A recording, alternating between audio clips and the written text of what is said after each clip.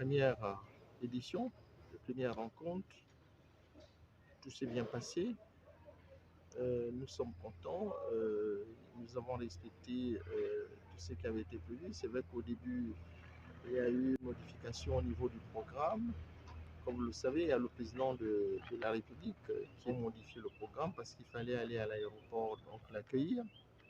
Et nous avons repris le programme. Il y a eu donc l'ouverture officielle. Nous avons organisé les différentes, disons la conférence avec les différentes thématiques qui étaient prévues, les universitaires qui étaient là. Et là, nous sommes en train d'aller en Ndendé où nous sommes attendus. Avec, il y a des populations qui sont déjà mobilisées parce qu'il faut reconnaître qu'il faut préciser que les rencontres Yanga Nzinga ou bien du peuple Congo, ce sont des rencontres d'abord populaires.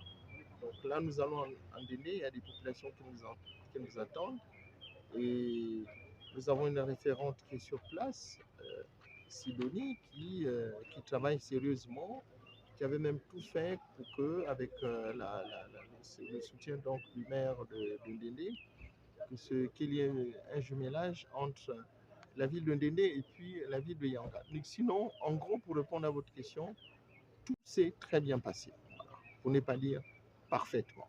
Voilà. Il y a eu une grande rencontre ici à Mouila, au Gabon, qui a regroupé les Congos venant des 4 coins du monde, qui ont planché sur les valeurs culturelles Congo anciennes. Comment travailler à s'approprier les valeurs culturelles Congo pour définir les modalités qui permettent leur insertion, leur pérennité dans les sociétés contemporaines actuelles à tous les niveaux, c'est-à-dire sur le plan politique, économique, social et culturel.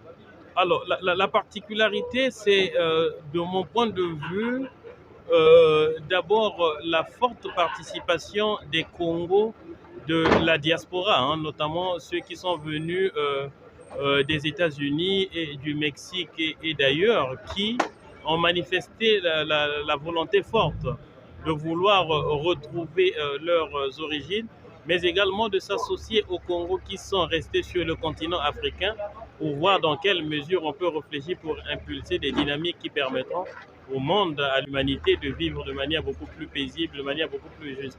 Voilà ce qui nous a considérablement marqué. Alors, il faut commencer par dire que unanimement, les participants aux deuxième journée au Congo ont vu en la personne du président, de son Excellence Monsieur le Président Brice Clotaire Oligui Nguema, ce que nous avons appelé un panafricaniste éclairé. Donc unanimement, les participants ont reconnu que l'implication du président de la République gabonaise pour la préservation des valeurs culturelles africaines est forte et manifeste. Et d'ailleurs, consensuellement et unanimement, nous avons pris également la résolution de nous engager à l'accompagner pour qu'il puisse de manière nette et significativement matérialiser les idéaux nobles du panafricanisme qu'il porte avec beaucoup de talent et beaucoup de ferveur. C'est coutume et modernité, les enjeux de la gouvernance publique de l'État post-colonial. De quoi a-t-il été question? J'ai voulu démontrer que le projet de l'État post-colonial est un projet continuateur de l'idéologie coloniale qui consistait en 2 choses. 1. L'assimilation des peuples colonisés à la culture et la civilisation française. 2. Une économie coloniale d'exploitation. Donc nos terres ont été un champ d'exploitation pour enrichir ce qu'on appelait la métropole. Et l'État devait ensuite s'occuper, quand on a créé notre État, c'est devenu un État indépendant, il devait s'occuper des populations, faire les hôpitaux, faire les écoles, s'assurer l'autosuffisance alimentaire, ainsi de suite. Et on a échoué, nous avons raté. Donc l'État postcolonial est un État postcolonial qui a échoué, qui ne réalise pas ses promesses. Et plus encore, les peuples anciennement colonisés ou ceux issus de la colonisation sont tristes, sont malheureux, sont nostalgiques des temps passés.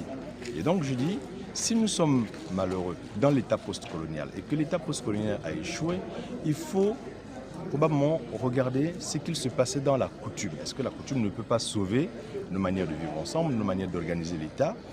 Et donc j'en ai appelé, n'est-ce pas, à la reconquête de l'État. Donc sortir de l'État postcolonial, de l'étau colonial. Je pense qu'on a passé un moment agréable. Les invités venaient de partout dans le monde, des Amériques, de l'Afrique, de l'Europe. Et ce fut un moment d'échange formidable et de belles rencontres aussi, puisqu'il était question de reconstruire, hein, c'est un petit peu cela, c'est reconstruire la route de notre ancestralité, qui est Yanga et qui est Zinga. Okay? Et c'est ce que nous avons fait, nous avons travaillé pour retracer la route qui nous mène à eux, ce qu'on appelle la généalogie. Nous avons fait la généalogie, nous avons fait l'archéologie. Voilà. Parce que l'année dernière, nous étions, c'était bien, mais nous étions là. Cette année, c'était encore plus émouvant. Aujourd'hui, encore, il y a eu des stands. Aujourd'hui, il y a eu un accueil particulier. L'arrivée de M. Mabika a été ovationnée, prise en compte par les mamans jumeaux qui, ma foi, l'ont accueilli. Ça veut dire qu'il a été accueilli sur sa terre sans problème. Et les chefs étaient traditionnels et autres, tout ce qui était langounier, on a pu goûter à l'art culinaire. Et les chefs étaient vraiment présents comme à la première édition. Donc le fait d'être présent dans les discours, dans tous les thèmes, c'est déjà une particularité. Et cette fois, nous avons pris, en prenant part, vous avez entendu notre voix.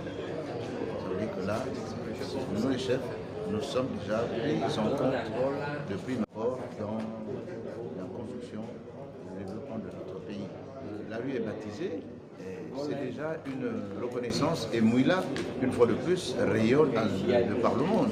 Parce que tous ceux qui sont arrivés sont partis des Amériques, ils sont partis d'Europe, d'Afrique. Et c'est dire que c'est une bonne chose. Et personne ne pourra oublier, puisque là, c'est une empreinte indélébile. Voilà, on ne pourra plus oublier cet événement. C'est marqué dans nos têtes et encore cette annonce qu'il y a déjà un espace réservé, prévu pour la construction du musée Yanga Zinga. Donc ça veut dire que les peuples Congo ne vont plus se perdre. Aujourd'hui, nous recouvrons notre dignité et il y a un élan. Ce n'est pas une action politique, c'est une action personnelle qui va jusqu'à rassembler donc, la dignité, la volonté, le courage.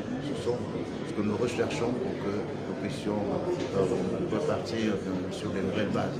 Dieu merci encore qu'avec la nouvelle République, donc la 5e, les autorités qui épousent cette action qui a failli être tronquée par d'autres comme d'habitude. Aujourd'hui, nous savons que nous recouvrons notre dignité, même nous, chefs, nous nous retrouvons dans cet élément. Déjà, c'est un partenaire. Le Conseil national des chefs de quartier du Gabon, au nom du commissaire général, nous épousons cette idée et nous adoptons ce concept. Le fait essentiel, c'est que le président de l'Institut Yanga Zinga, Alfred Mabika Muyama, a eu comme une inspiration divine, mue par des forces extérieures indépendantes de sa matérialité, pour lancer les rencontres Congo de Mouila. Nous sommes aux 2e rencontre. Et la spécificité pour cette année, c'est de nous rassembler pour se constituer en une force morale. Parce que, à travers les archétypes de Yanga et de Zinga, c'est une communauté de destin entre ceux qui ont vécu ici il y a 4 ou 5 siècles et qui ont été déportés dans les Amériques et dans les Caraïbes. Donc, nous, par rapport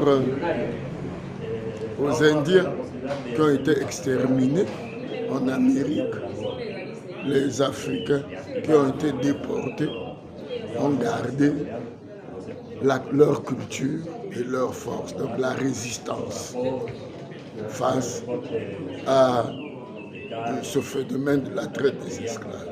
La résilience, parce qu'aujourd'hui, si nous voulons apprendre comment on prépare bien le manioc, nous sommes obligés de nous inspirer de ceux-là qui sont partis dans ces Amériques. Parce que si aujourd'hui nous ne mangeons que la chikwang et tout, mais eux, avec le manioc, ils produisent au moins 40 ou 60 sous-produits.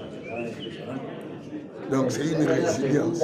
Si nous voulons apprendre comment le mbouane, l'Ikwar, nos danses ont existé bien longtemps, le mbumba existé bien longtemps, il faut partir chez eux parce qu'ils ont gardé ces secrets initiatiques, ces danses witty, ces danses et tout.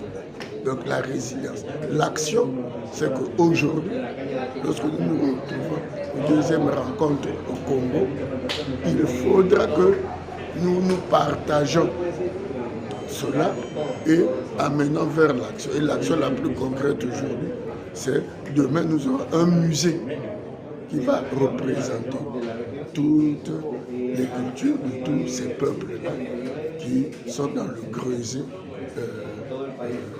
de cette civilisation ancienne. Voilà à peu près la partie pour cette année. Merci, monsieur. Merci.